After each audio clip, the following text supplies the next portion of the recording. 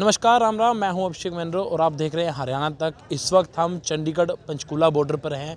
पिछले 48 घंटे से हरियाणा के सरपंच जितने भी हैं, सरपंच की बात करिए चाहे मनरेगा, जितने भी प्रोटेस्टर हैं, यहाँ एक प्रदर्शन चल रहा था।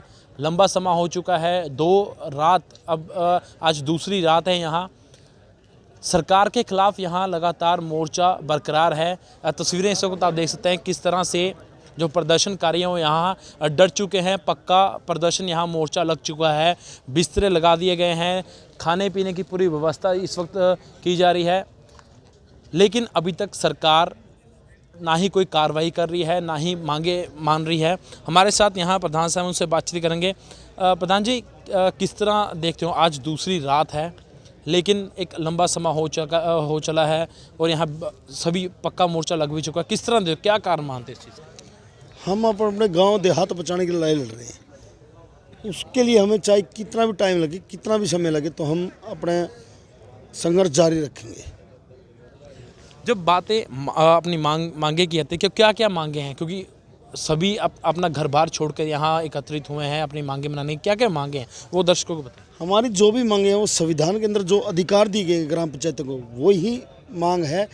संविधान से के बाहर हमारी कोई भी मांग नहीं है। हम जो संविधान के दायरे में जो ग्राम पंचायतों को अधिकार दिए गए गांव देहात का विकास करने के लिए, वही हमारी मांगे हैं। लेकिन राज्य सरकार अपनी मनोबली चला रही है, वो ग्राम पंचायतों के अधिकारों को हनन कर रही है और ग्रामीण देहात के विकास को बाधित करना चाहती है। अच्छा, अगर बात कल की जाए तो कल शांतिपूर्वक यहाँ प्रदर्शन चल रहा था, लेकिन एक हिंसा देखने को मिली जहाँ कई लोगों पर पर्चा दर्ज हो चुका है। कल कई जो जख्मी भी हुए हैं। किस तरह देखते हो कल का वाक्य हो, उसे किस तरह देखते हो?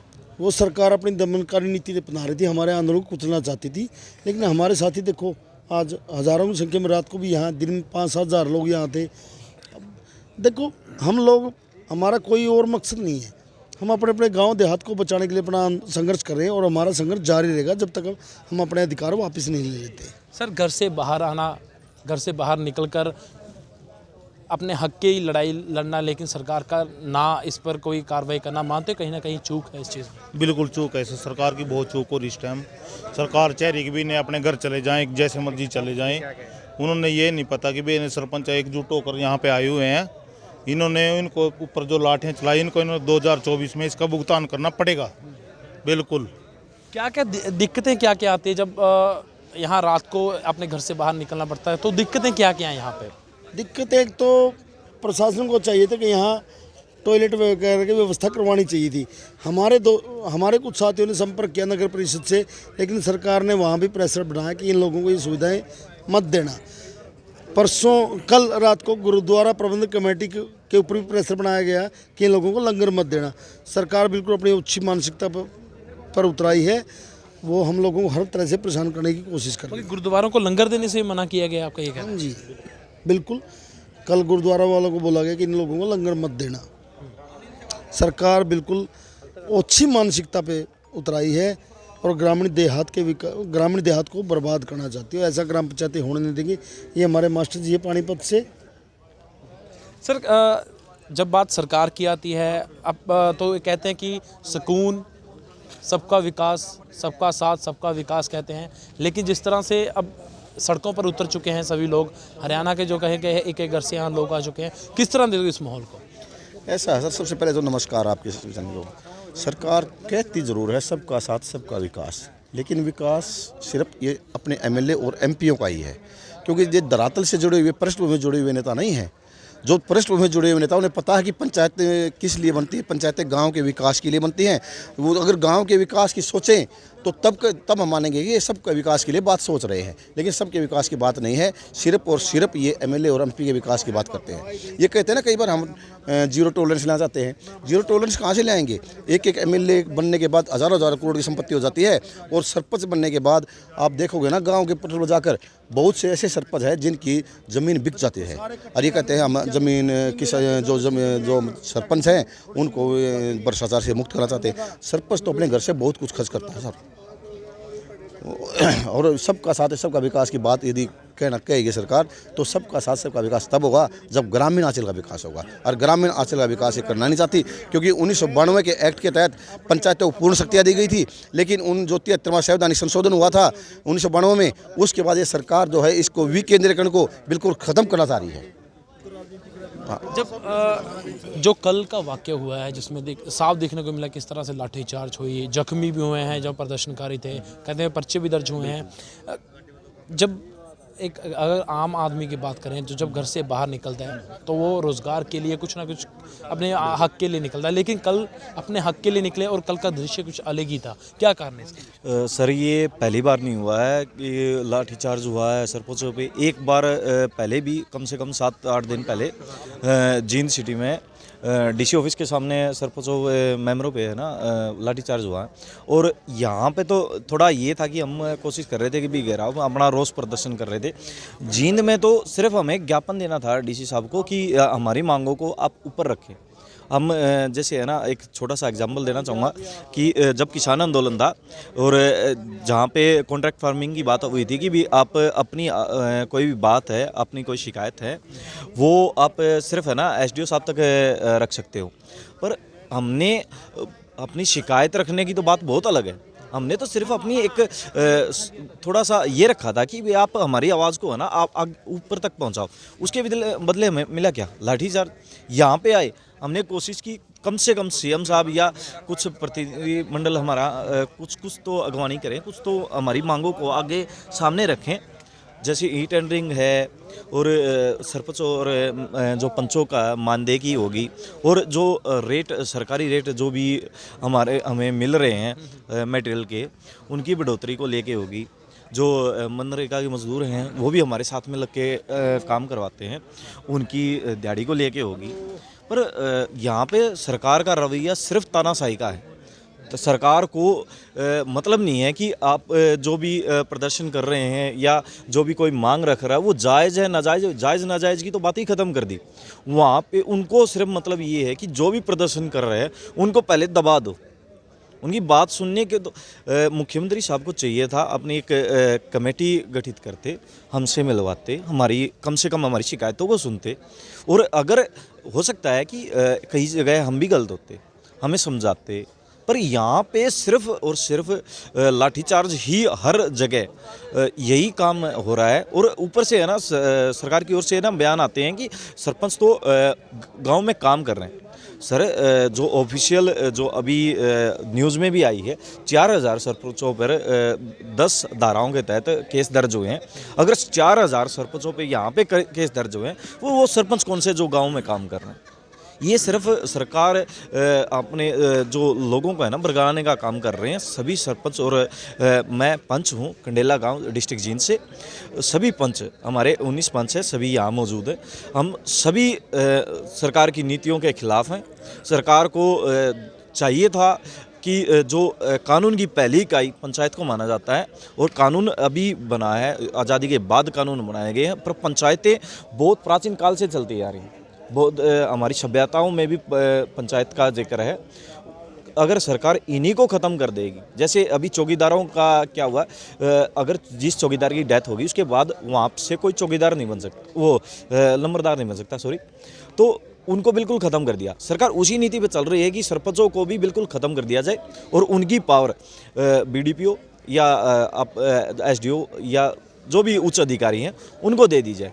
और सरकार इस चीज़ को ना बोले, एक पंच जैसे पंच परमेश्वर बोला जाता है गांव में, पंच और पंचायत और सरपंच ये वो इकाइयां हैं जो गांव को बांध के रखती हैं।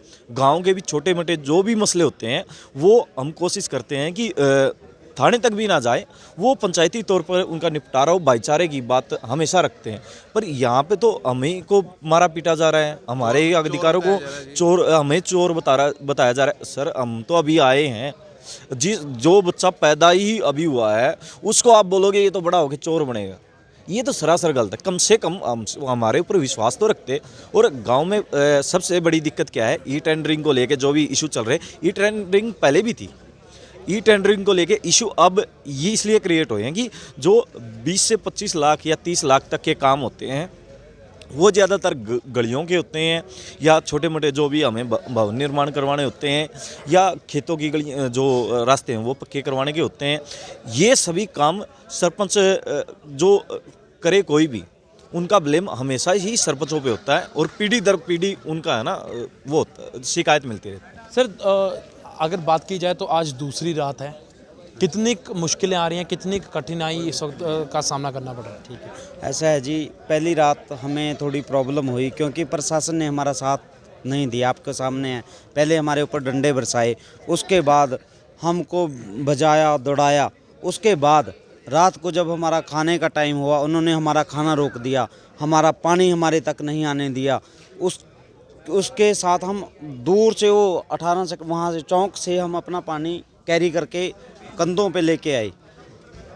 बट आज हमारे पास सब कुछ उपलब्ध है, लंगर चल रहा है और ये इतना चलता रहेगा, इतना हमारी मांगे मानी नहीं जाती, चाहे वो 9 तारीख हो चाहे 10 तारीख हो, हम अपने अधिकारों का हनन नहीं होने देंगे। अच्छा आखिरी सवाल, अगर बातें ना मानी गई, मांगे ना मानी, तो आगे की कार्रवाई क्या की जाएगी? कार्रवाई ऐसा है जी, इतना मांगी नहीं चले था, हम उसको 15 महीने 2 साल चलाने तक भी तैयार हैं जी। हम अपनी पूरी 5 साल की सरपंची इसी धरने में निकालने के लिए भी तैयार है। चाहे वो हमारी लड़ाई, एक मैं आपको बात वो कर दूं, हमारी लड़ाई सरकार के किसी सरकार के खिलाफ नहीं है, चाहे वो बीजेपी है, चाहे वो कांग्रेस है, चाहे वो आम आदमी पार्टी है, कोई भी है, हम इस बारे में नहीं जाना चाहते। हमें हमारे संपूर्ण अधिकार चाहिए, वो हमें पता है हम कैसे लेने हैं। We are educated person. अब आप सुनते ही हो अखबारों में कि हाँ पढ़ी लिखी पंचायतें बनी हैं। मैं I am diploma holder BSc agriculture, मैं अभी सरपंच बना हूँ फर्स्ट टाइम। हमें पता है हमारे गांव का विकास हमने कैसे कराना है और वो हम अधिकार, अपने अधिकारों को हनन नहीं होने देंगे, वो हम लेके रहेंगे। वो सारे नेता सर ऑफिसों में बैठ के बात करते हैं, जो भी बजट बनाते हैं कि भाई गांव में इस काम के लिए इतना चाहिए।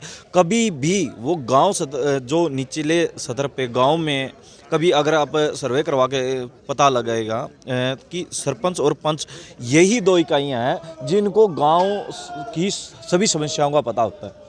उनसे कोई संपर्क नहीं रहता सरकार का। और जिन लोगों को शिक्षा मंत्री होता है वो पढ़ा लिखा नहीं है, कृषि मंत्री ने कभी कृषि करके नहीं देखी, कानून मंत्री को सबसे बड़ा कानून तोड़ने वाला हो रहा है। सर सिर्फ ये है, अभी सिर्फ एक जुमला बना दिया कि भाई पढ़ी लिखी पंचायतें हैं, पढ़ी लिखी पंचायतें।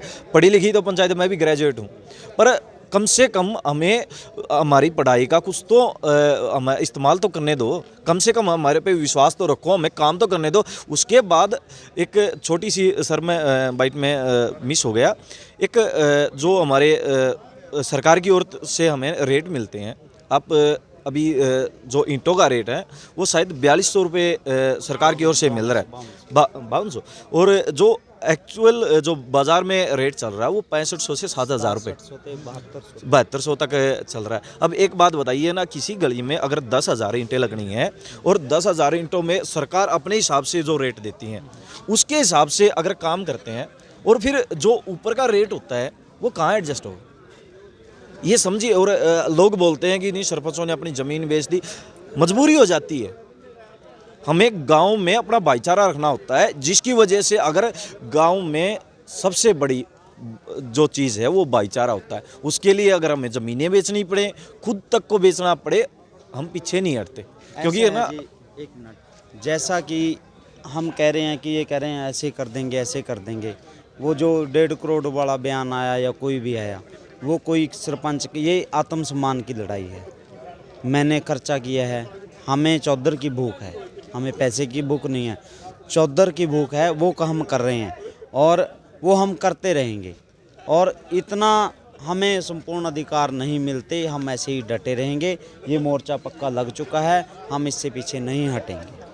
तो तस्वीर इस वक्त आप देख सकते हैं, इस वक्त चंडीगढ़ पंचकूला बॉर्डर की है, जहां पर मोर्चा जो है पक्का लगा हुआ है। तस्वीरें आप देख सकते हैं कि जो प्रदर्शनकारी यहां बैठे हैं उनके लिए भरपूर मात्रा में लंगर का इंतज़ाम भी किया हुआ है, पानी पीने के लिए भी लगातार यहां मिल रहा है। और साथ ही जो अगर बात की जाए पुलिस की, तो पुलिस भी यहाँ पूरी तरह से साथ में तैनात हुई है इस वक्त यहाँ पुलिस। तो इनका यही कहना है कि बेशक दिन और निकलें, लेकिन अपनी हक और अपनी मांगों को मना कर ही रहेंगे। पंचकूला से अभिषेक मेनू की रिपोर्ट, हरियाणा तक।